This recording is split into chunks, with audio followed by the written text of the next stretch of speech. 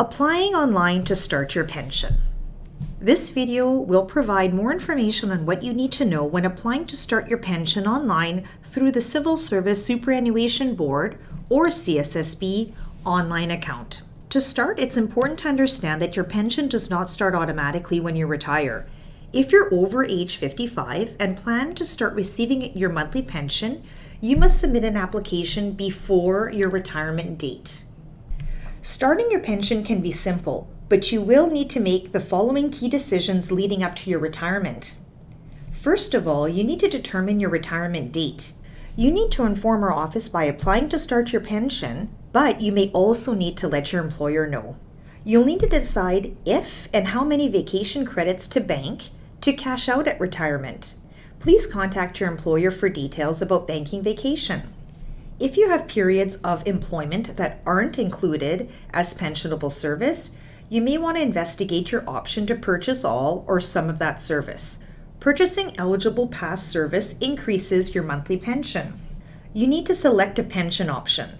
To make an informed decision, and it's important to have a good idea of what you'll be receiving from CSSB into retirement and the pension options available. We encourage you to run pension estimates through your online services account to help with your planning. I'll be reviewing that feature in more detail later in the presentation. You'll opt whether to integrate your pension with Canada Pension Plan and or Old Age Security Pension. We encourage you to contact Service Canada directly about applying to start those benefits. You'll decide whether to continue your group life and dependent insurance and retiree health insurance in retirement. And lastly on the list, you'll have to choose how you want to apply to start your pension, online or on paper, as your pension does not start automatically. In this segment, I'll be focusing on information related to apply to start your pension through your online account. I encourage you to view other recorded segments related to many of those key decisions, or you can view the entire pre-retirement recording. CSSB staff can answer your pension questions or help complete your retirement forms. Contact us to arrange a personal meeting and get more information and details about the pension. However, we're unable to provide financial advice. CSSB online services provide an easy and secure way to access your pension and group insurance information, both before and after retirement. A great feature about the online services site is that members are able to complete their retirement forms, which is quick and convenient for most people. We encourage you to register if you haven't already done so.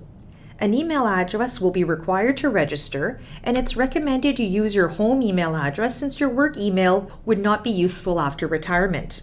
For members who have already registered and who happen to forget their password, they don't need to go through the entire registration process again.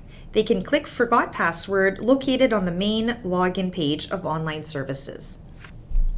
Here's a screenshot of our online services dashboard once you're logged in. And to the left-hand side, there's a list of many services offered online.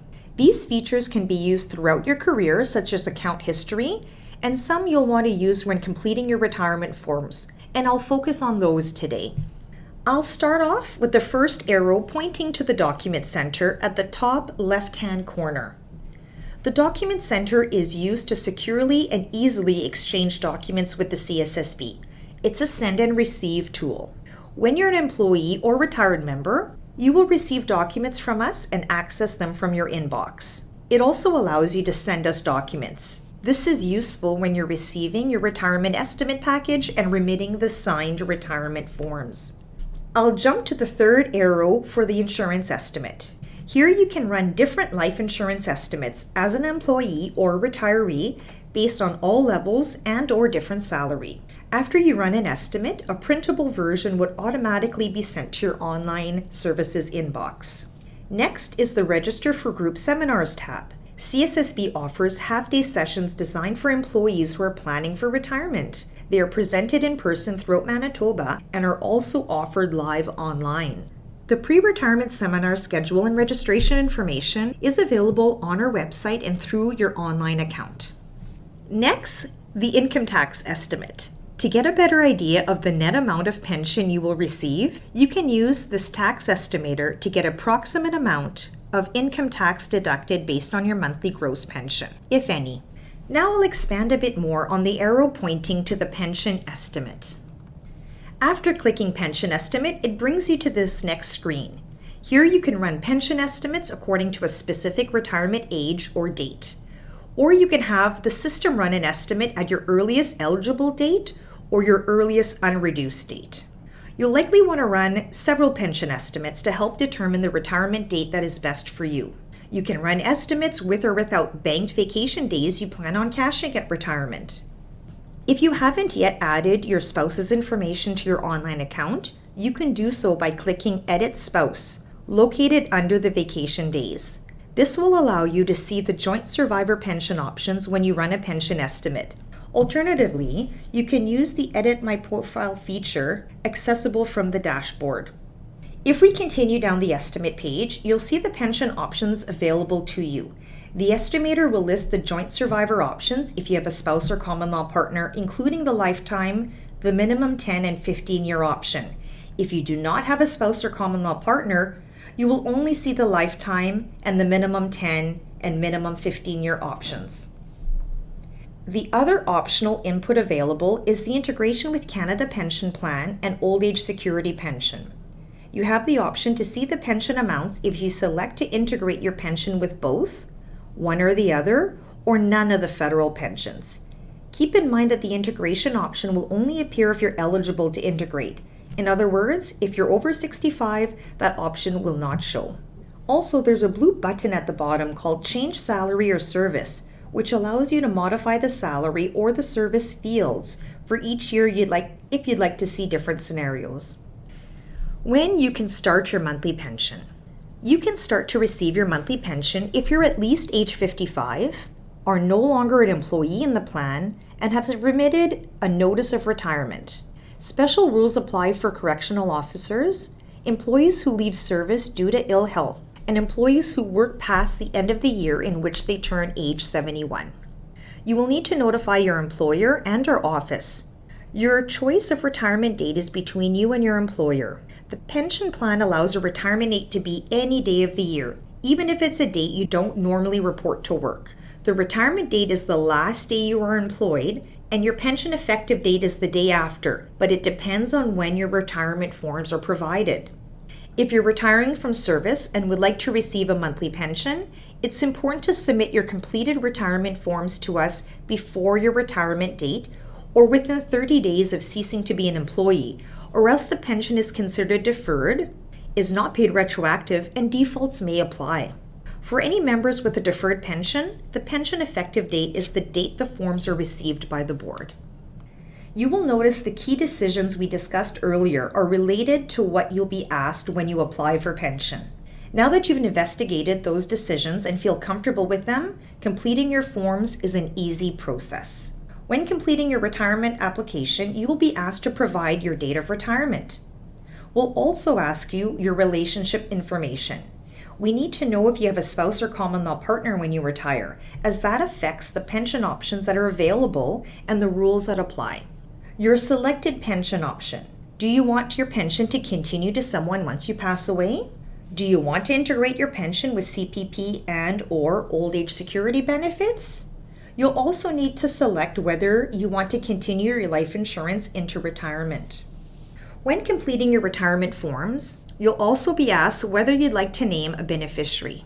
This is more typical if you're selecting a minimum 10 or 15-year pension, as your spouse would automatically be the beneficiary if you're choosing a joint survivor pension option. We'll need your banking information so that we pay your pension by direct deposit. The pension option you select is based on age, so we'll need proof of age for yourself and your spouse or common law partner if applicable. We will accept a copy of a valid driver's license, valid passport, birth certificate, or Canadian citizenship card. You will also be asked to complete TD1 forms so that we know how much tax to be deducted from your pension.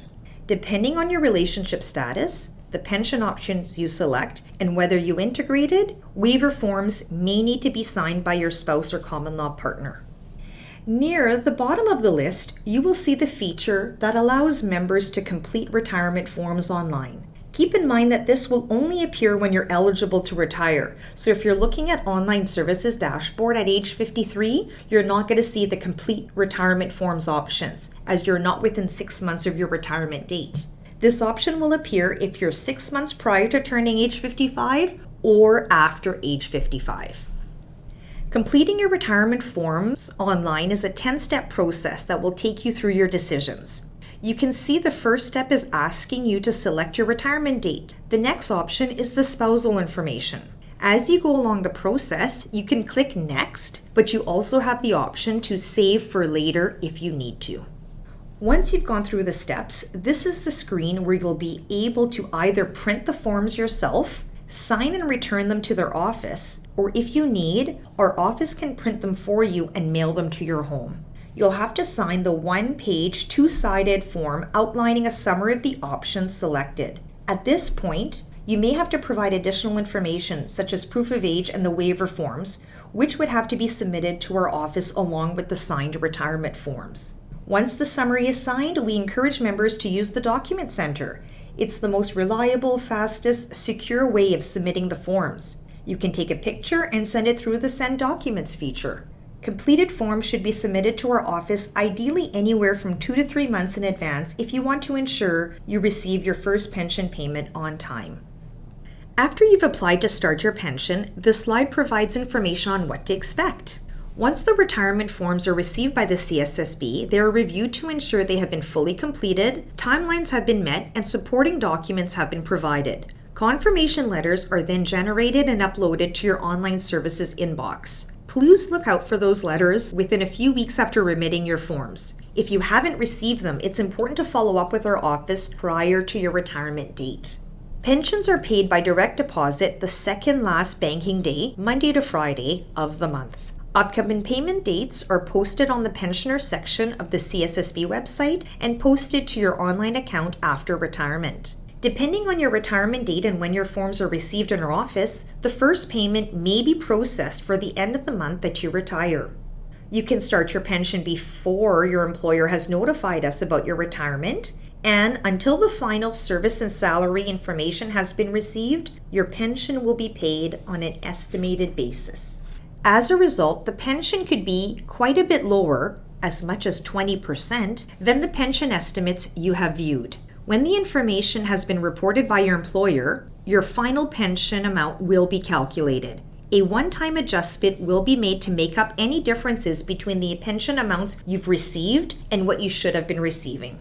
Monthly statements indicate your pension amount, deductions, and adjustments to your payment, and can be viewed anytime online. However, you will receive an email notification when there is a change in the pension amount deposited to your account.